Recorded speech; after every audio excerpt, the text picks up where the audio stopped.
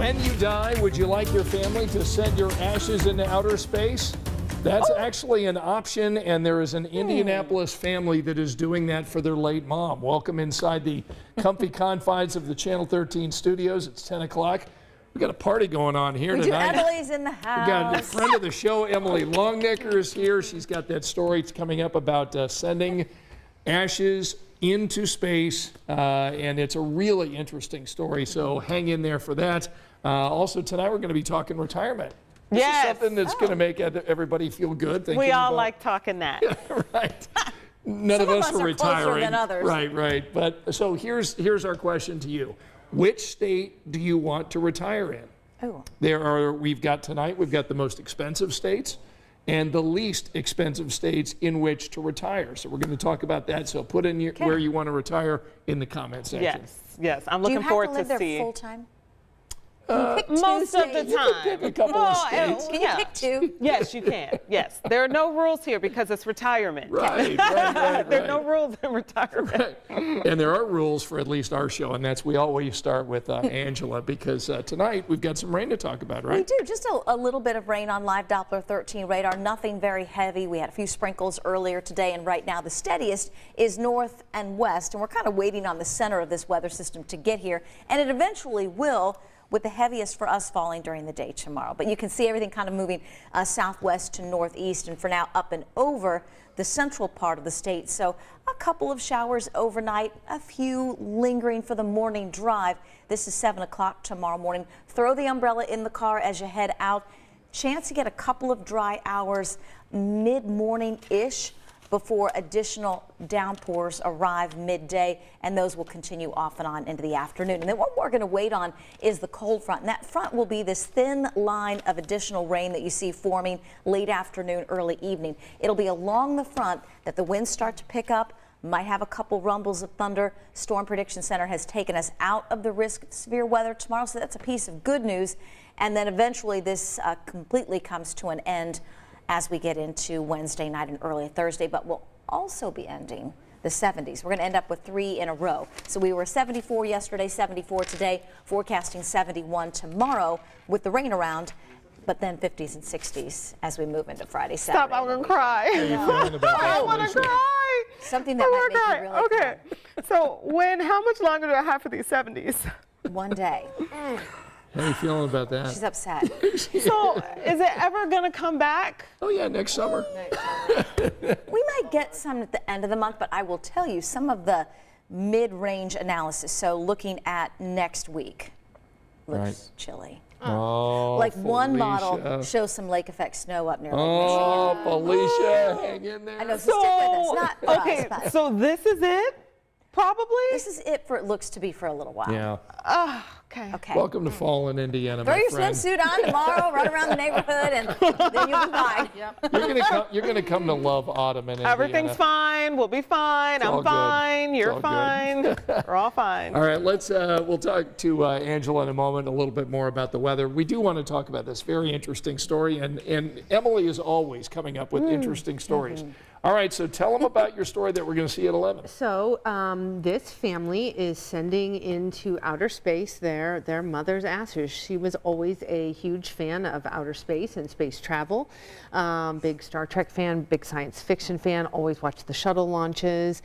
And so they have decided to send a little portion of her cremains. This is Clarice Terry Brown right there. Yep, she graduated from Crispus Attucks High School, and her daughter was saying, you know, at a time when there were not a lot of career opportunities in science and math and technology for women, let alone black women, and that kind of spurred her interest in space. They used to go look at the stars through the planetarium that I guess was in Broad Ripple High School at the time, and so she always loved space, and so she passed away 3 years ago, and so they are sending her up in a rocket next month, part of her ashes. They'll go up, the ashes will be up for about 30 minutes, and then they'll come back down. Oh, so they don't stay up there? No, they don't stay. You can, there is an option that you can purchase. That's how much, like a little size of a battery, right? Okay. It goes up. And so this is the option to go up into space for a little bit and then come back down. How But much does that cost? That's $2,500. Okay. Okay, so. And there are other options, right? Yeah, there are other options. You can go up into space and stay on the moon. That's like $12,500. You can go into deep space and stay up there for good. That's $12,500. Where they literally launch Where they you? literally, so they launch the rocket up, and then there's a spacecraft that separates from the rocket. I got this whole lesson today as I'm interviewing this guy, and I was like, okay, just explain it to me. I was like, I'm a communications person, so I don't know about this, Can right? you paint me a picture? Right? Can you just, I was like, rocket, spacecraft. Am I using the right term? So the rocket goes up, and then a spacecraft separates from the rocket and lands on the moon and stays there. Yeah, or you can go into deep space and stay there for $12,500. And the interesting thing is that, like, I was talking to Miss Brown's daughter, and she was saying, for the cost to put her ashes in a mausoleum was about the same cost. So this is something to honor her that she really loved, and we just thought it made sense. And I talked to the guy, the co-founder of Celestis. This is the company that's doing this. And he said, a lot more people are getting cremated. Commercial space travel is more and more happening, right? And more people, the boomers, are looking for like interesting kind of funerals. And so here it is. So this is what folks are doing. Did the late mom know that this was an option? So And they she so they said that they when talked she was about alive? it. They talked about it. They knew, like, they had come across that, oh, there's this thing, and she said, oh, that would be really neat. But that would be something I'd like. But no plans were made firmly.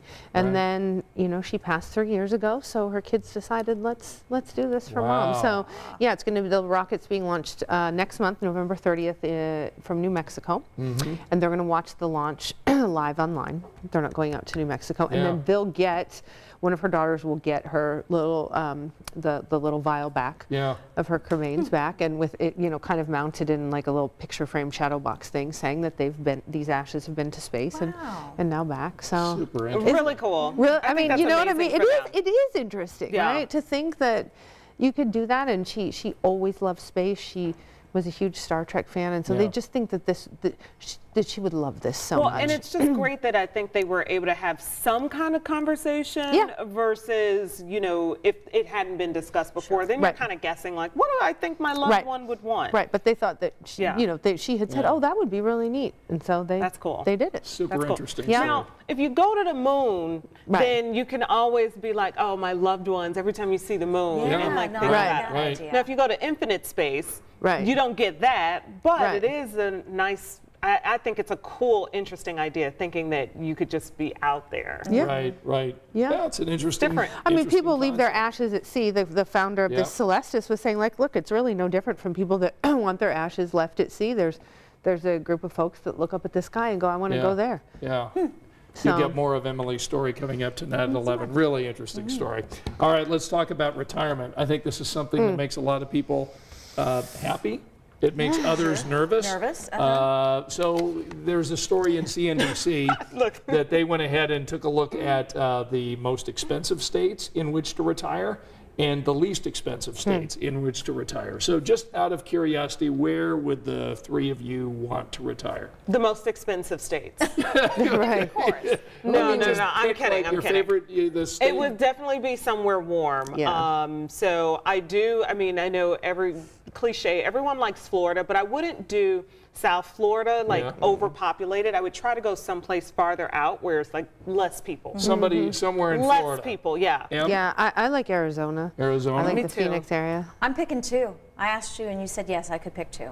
Oh, Okay, okay, right. yeah. Too. Pick Okay, two states. so I'm going to spend, if money's no object, Yeah. I'm spending the cold months in Seaside, Florida, and I'm going to spend the warm months in Petoskey, Michigan. Oh, that's neat. Nice. Okay. know We about went up there Petoskey. this past summer and fell in love. Yeah, It it's is beautiful beautiful. up It there. is. I don't think I could handle the winter up Yeah. there. No. Yeah. But Now- it is. Is that the Upper lovely. Peninsula? Yes, so it's the well, not The the upper? not the upper. It's Oh, okay. just south of the bridge. Yeah, it's to, really pretty. Oh, okay. Yes. Not Yeah. Upper Peninsula, it's just the top of the Yes, peninsula. so it's just south of Mackinac. Okay. Got it. Yeah. All right, so let's go ahead and put up on the screen. Wait, the- where are you going, Scott? Well, I'll tell you in a minute. Oh, okay, so okay.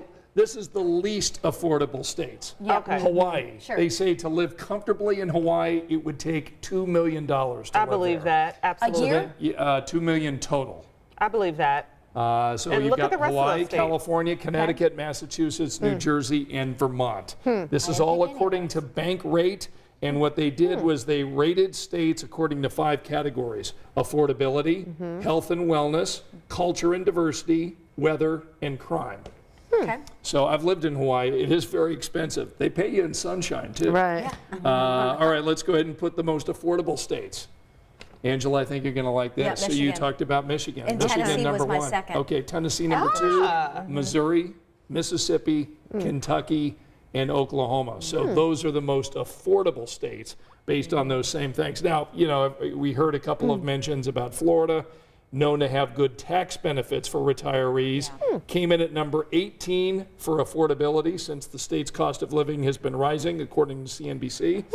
But the state scores high marks in other categories, including ranking number 1 for culture and diversity and number 5 for weather. That's Florida? Florida. Okay. Yeah. Now, it does get pretty hot in Florida, Hot so in the I do summer. like your idea of switching it up. Yeah. And, you know, who wouldn't want to mix up their circle a bit? You know, Right. you get to explore this area and explore that area. I'm going to have 2 tiny homes, or a tiny home that I can pull behind my truck. yeah. And I'm going to leave know, it in that's Florida, smart. and then I'm going to drive it up to Michigan. There you go. The pandemic That's showed simple. us how little we need, and Yeah. minimalism Yes. is totally in. Yeah. Right. It's definitely in. So where do you want to retire? What state? Go ahead and put Okay, that in the you have to comment answer. section. Okay, so my answer is I want to be where my kids and my Yeah. grandkids are. Yes. So I've got 2 granddaughters who live in Indiana and 2 identical twin boys that live in Colorado. Okay, so if I'm Scott's gonna be right splitting, here. it'll be Indiana and Colorado currently. Sure. We'll kind of see how things go. You live in All right. Iowa in the middle. Wouldn't that be nice? Yeah.